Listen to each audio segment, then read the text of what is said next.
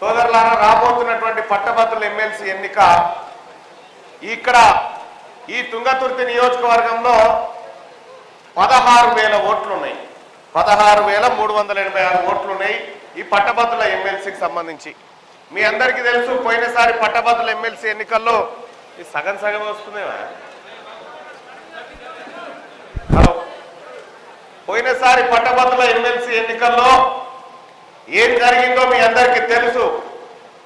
ఆ రోజు తీన్మార్ మల్లన్న ఇండిపెండెంట్ గా ఒక్కడై కొట్లాడుతూ ఉంటే ఇదే తుంగతుర్తి నియోజకవర్గం నా వెనక నిలబడి, నా కండగా నిలబడి మీరంతా గొప్ప అవకాశం ఇచ్చిర్రు. అవకాశం ఇచ్చినా కూడా భోగచోట్లతో అక్కడ గెలవడం జరిగింది కొంతమంది. సోదరులారా, ఇప్పుడు ఒకటి ప్రశ్న, ఈ పట్టభద్రుల ఎమ్మెల్సీ ఉప ఎన్నిక ఎందుకు వచ్చింది? ఎందుకోసం వచ్చింది? పల్లా రాజేశ్వర్ రెడ్డి రాజీనామా చేశాడు, మారేసిపోతే వచ్చింది.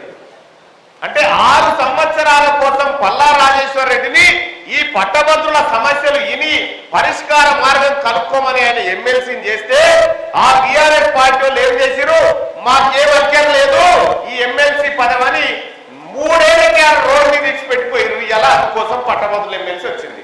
ఇక మళ్ళా రేపు పొద్దుగాలు వచ్చి మళ్ళా తెలంగాణ, మళ్ళా బాబు కేసీఆర్, మళ్ళా కథ పట్టభద్రుల చట్ట మళ్ళా మానెత్తినే పెట్టురని మళ్ళా తిరుగుతారు రేపు పొద్దుగాల.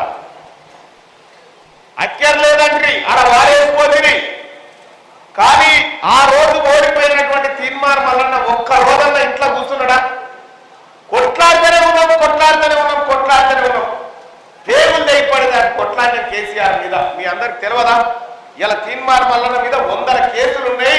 100 రోజులు జైల్లోకి పోయిందంటే ఇలా కేసీఆర్ గద్దె దించేటువంటి ప్రయత్నంలో ఉడతా భక్తిగా